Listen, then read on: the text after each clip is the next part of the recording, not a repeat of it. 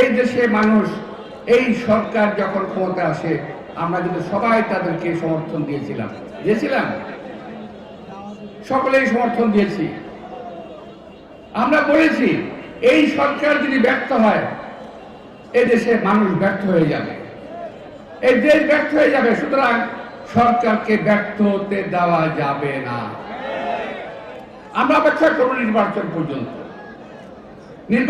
আমরা অপেক্ষা করব, কিন্তু ওই পর্যন্ত নয় যে আজীবন চলবে আর আমরা অপেক্ষা করতে থাকবো। আজীবন আমরা অপেক্ষা করব না। আজীবন আমরা কোন ষড়যন্ত্রের কাছে মাথা নত করব না। সকল ষড়যন্ত্রকে ইনশাল্লাহ আমরা মোকাবেলা করব। এখন যদি বলেন যে অনেকে বলে যে এক ভদ্রলোক তো বলেই ফেলছে ওই দিন, কি নাম ভদ্রের নাম হলো, নামটা বলি না, খামাখা আবার কত পত্রিকা আসবে নাম ফেমাস হবে দরকার কি, পত্রিকায় লিখছে উনি নিজেকে বুদ্ধিজীবী ভাবেন এবং বলেন, আর রাস্তায় নামলে লোকেরা 2 পয়সাও দাম দেয় না। 3টা ভদ্রলোক আছে, 3 জন মাত্র, বেশি না, তথাকথিত ভদ্রলোক। একজন বলেন বিএনপিকে ক্ষমতায় আসতে দেওয়া যাবে না, আরেকজন বলেন নির্বাচন যারা চায় তারা এই দেশের মঙ্গল চায় না। আরে মিয়া, বছর পরে 17 বছর কই আসিল তুমি? 17 বছর রাস্তায় আন্দোলন করেছে নির্বাচনের জন্য। আর নির্বাচন কি জন্য?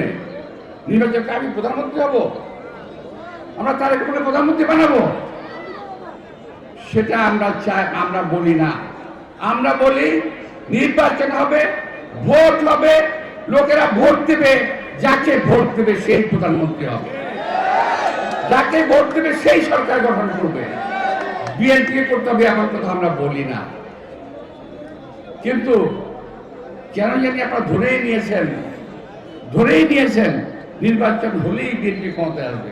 ভাই, যদি আপনারা ধরে নিয়ে থাকেন তাহলে নিশ্চয়ই জানেন কারণটা কি। কারণটা হলো বিএনপি অত্যন্ত জনপ্রিয় একটি দল। খুব তো হাসেন, তাই না? জনপ্রিয় দল। এই দলের জনপ্রিয়তাকে ধ্বংস করার জন্য আজকে এক শ্রেণীর লোক মাঠে নেমেছে। তারা বিএনপির সুনামকে ধ্বংস করতে চায়। আমাদের নেতা তারেক রহমান বিদেশ থেকে বারবার বলেছে, হুঁশিয়ার করেছে যে দেশের এবং জাতির দেশের মধ্যে শৃঙ্খলা বজায় রাখুন এবং কোন রকম অপকর্মে লিপ্ত হবেন না। অনেকেই আপনারা শুনছেন না, কিন্তু দলের বদনাম হচ্ছে। অপকর্ম করছে আরেকজন, নাম হচ্ছে বিএনপির। এই কথাটা খেয়াল রাখবেন, এটা খেয়াল রাখতে হবে প্রিয় ভাইয়েরা।